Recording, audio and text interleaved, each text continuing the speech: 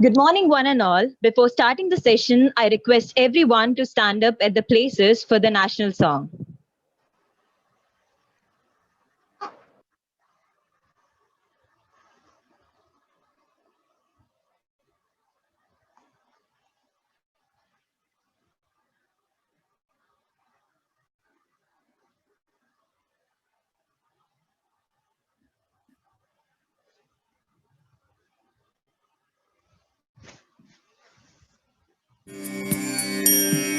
वन्दे मातरम् वन्दे मातरम् सुजलां सुफलां मलयज शीतलां सस्यश्यामलां मातरं वन्दे मातरम् शुभ्रज्योत्स्ना पुलकितयामिनी पुल्लकुसुमित द्रुमदलशोभिनी सुहासिनी सुमधुरभाषिणी सुखदां वरदां मातरं Vande Mataram.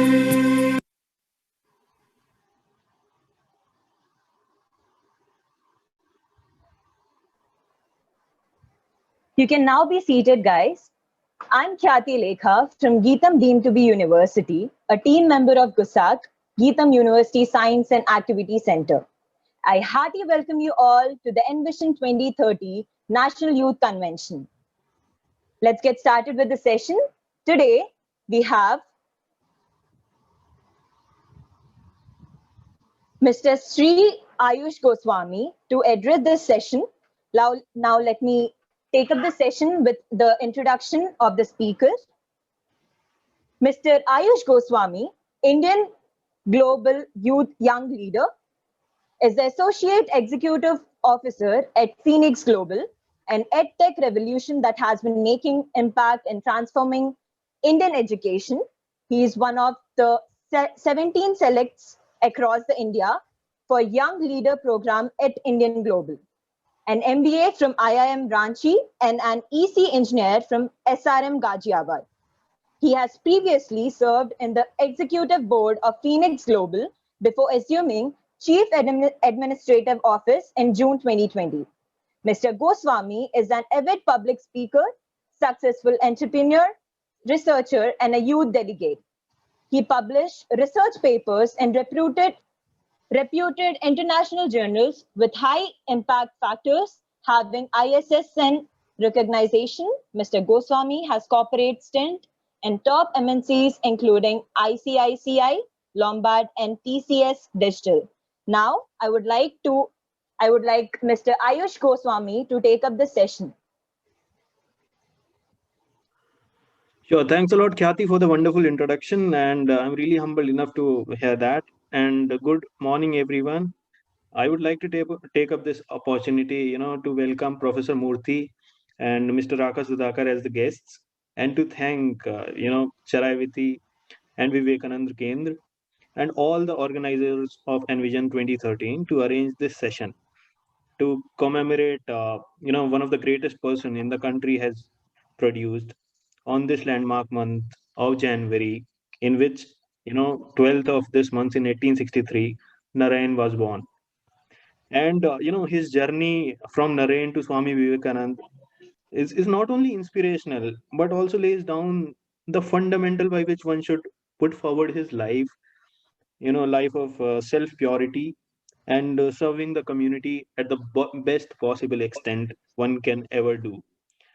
The true proponent of Vasudevaya Kutumbakam, who expounded the ideology and philosophy of Vedanta in Advaita form, not only just in India, but to the farthest of the far places. And remember, it was not the information age what we are currently in, where we can connect with anyone readily with a tap of a finger. And right back then, he identified the richness of his spirituality within the country and worked tirelessly to benefit all the souls, all the people in the world that can get in touch with it, and it, has taken up to the far flung places what one can never do this, right?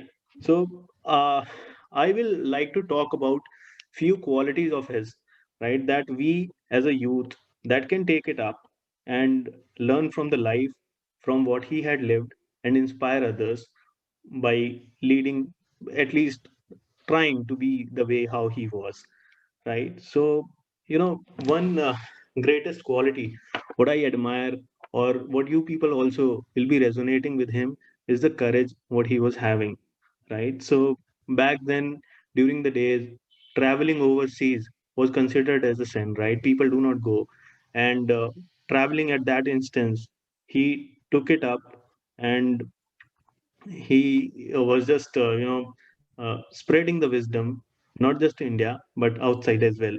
So this makes me remember one quote from Buddha, right? So he quotes that fear doesn't prevent death, it prevents life, right? So the moment we have fear with us, the moment we have any sorts of apprehensions or aversions regarding anything, we somehow do not live the way the maximum potential of ours is limited, right? So how we can live is we can accept new challenges in life, whatever the, wherever you are having some sort of restraint or your comfort is getting restrained, right? Make sure the moment has come where you have started growing. And I also can relate to it personally. When I started back then, coming into IIM, before that I was not a public speaker, I could not speak in front of crowd. I still remember my first presentation where my legs were shaky and my voice was trembling. But somehow the challenge, I took it up. I thought that this is the moment, this is, I have to face it. And since then the journey has been amazing, and every day I'm trying to become better the passing day, and it really helps. So one thing what you can do daily is you can do one thing that you are fearful with, that you do not like to do, right? And that by saying that, I'm not saying that you can get into some activities that are harmful for the society or yourself, but in a way that are productive for yourself, right? So if you don't like to, don't like reading, you can pick it up, start reading, by reading the articles first and later on taking it up to the books. Or else you can if you don't like running, or let's say for physical exercises, start picking up those things, it will help. And second quality what I wanted to highlight here of his is the importance of mentors, right? So as most of you are engineers, and you know we end up in a state, I am very much sure we as an Indians, right, do not have clarity at times, and we are not sure about the specialization what we have to take up, the career path we have to opt for, and it ends up that way. And so at that instance, mentors are someone that can help us uh, you know uh, to carve our path well. And by doing that, those uncertainties in life can be prevented. So my personal way, if I'll tell you, I had got many mentors, few special ones. I'd like to communicate to them, talk to them, tell my you know uh, weaknesses. And those people, you have two things that will help you identify things. First, they'll identify your potential. They are able to see your potential more than what you can know yourself. Second, there is a sense of motivation when you look at to them, right? So those people have achieved already more than you, and this can help you to always have that trading forward as a motivation, right? Third thing is always crave for knowledge, right? So back then, if you talk about Swami Vivekananda's life, he was an amazing figure who was having a lot of knowledge with him, not just spiritual knowledge related to Hinduism, but of various faiths as well, right? So that it developed a kind of rational with him. He can have that, all sort of, um, you know, debates and arguments in a very constructive way. So I still remember, certain moments in his life where he was having a kind of photo memory, where he just reads one page and he does not even remember to, need not to revisit it again. So that happens with the concentration power what he was having with him. Similarly, the concentration gets developed when you do not have any addiction in your life, right? So in addiction, I'm not talking just about, the all sorts of bad addiction what are prevailing in the society. Apart from that, it can be anything, right from your endless scrolling on your smartphone, just having a glance on it, right? Mindlessly consuming internet, just having endless binge watching. All these things, what it takes up in a kind of short-lived dopamine pleasures, and these pleasures just take up our decision making abilities. So how we can improvise upon that is that you can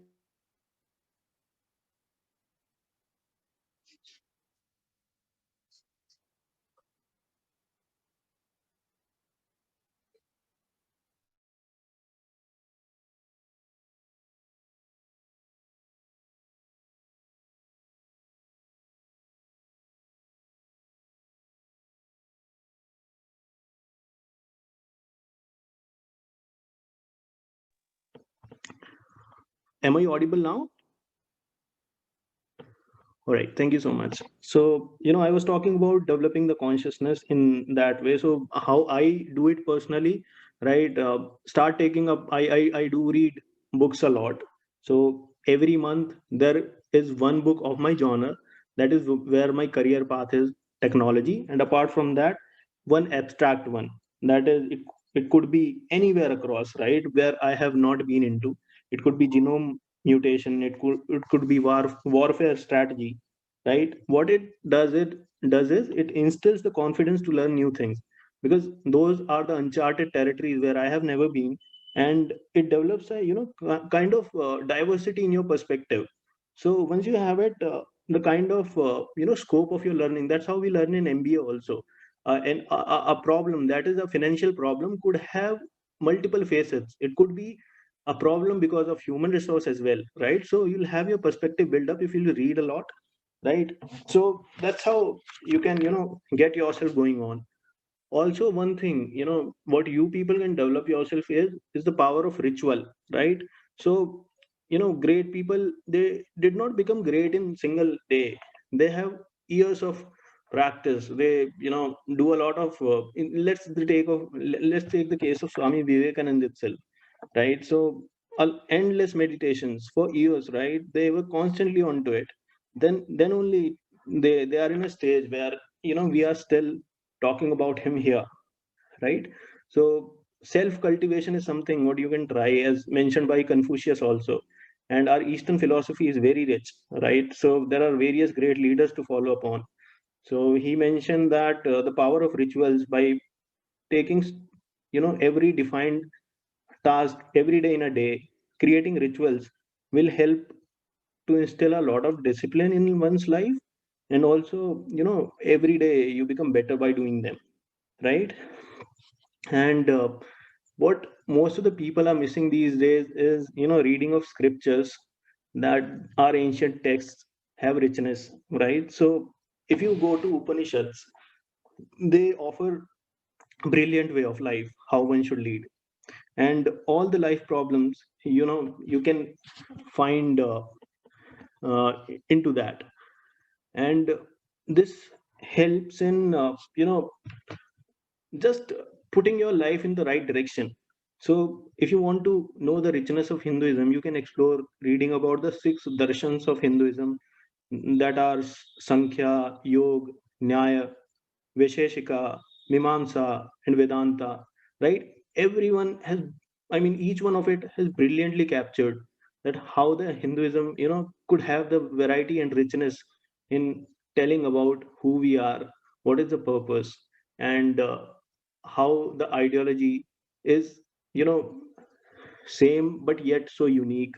So that's these are the things what one can put it up.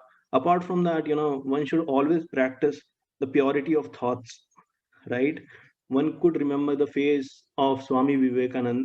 It was so captivating, and the oj was so much onto his face that I would like to quote one anecdote while I was going few days back, right? So when he was in USA for his Chicago speech, one lady approached him and she said that I want to marry you because I am mesmerized by the kind of intellect you possess, and if I can have a child of such intellect with you. So he said, uh, I cannot guarantee that the child would be having such kind of intellect or not, but I can make sure that you can become my mother and I'll be that child itself. And that has the certainty of that intellect. So, the purity of that person thoughts, it's very rare to find. And if one cultivates it, there is a lot, you can achieve endlessly and the world is open for you, right? So one should have that complete harmony of speech and deed. So whatever we are saying and whatever we are doing, there should not be discrepancy. I know it's very hard to achieve, but once you start practicing it over the period of time, Mahatma Gandhi has quoted it, that ultimate happiness is achieved when your thoughts and your actions converge. And why he said it? Because whatever you are thinking, those thoughts change into your actions, right? That's how you do things, and then those actions change into the habits because repeatedly you are doing those actions, right? And those habits will turn into the character, right? So right from the first step, if you want to break away from any habit, start changing your thought. You'll see that the end result is getting changed, right? So you have to become extremely vigilant on your thoughts. Be extremely vigilant what I'm thinking, how my actions are becoming like. You will definitely find a tremendous difference in your life, right? The way you are handling up your relationships, the way you are learning new things, everything, you'll find a remarkable change in that. And the lastly, what I wanted to quote is the service, because in numerous letters and documents what Swami Vivekanand has shared, he has a very soft corner towards the poor and the downtrodden, right? And he mentioned that he wanted to make India better by helping those people. And we as a human being, if you get into any sort of service and you help and serve people, you will get immense blissfulness and happiness, because that's how we connect. And you know we at Phoenix Global is also having that the same thing in our DNA. And if you talk to anyone in Phoenix, right, business comes second to us. Prior to that, we you know think about to having a social impact at a very larger extent. So we have participated in various CSR activities. Even the packages and the courses what we offer is having a lot of amount for the people who cannot afford it, right? So that's how you grow. If you have that commitment to serve the society, it really helps. And it makes you a true human being. And with this, I would like to conclude. I mean, I think I'm short with my time. And, thing is that our country is having, 65% of the population less than 35 years of age. So the kind of demographic dividend we enjoy is somehow not getting enjoyed by any country in this world presently. And, 29 years is the median age for us. So if we capitalize it in the right direction, the power we have with us is unsurmountable. I mean, it's nowhere to be seen. So if we use it wisely, there are capabilities that we are having so many Vivekanandas with us, and so many, great figures and the prominent figures that can change the world. It starts with us. So I would like to thank each and every one of you and hope that from this day you'll start having those minute changes in you and start having contribution in the society, so that going forward the place what we are living is not of filth. And humility, compassion and empathy are not abstract concept with you. These are the concepts what we are living with, we should live with. And discipline, character, and integrity are not just the things what we read in the book. We should practice it, right? You will enjoy the ultimate happiness if we do that. Thank you so much. Thanks a lot.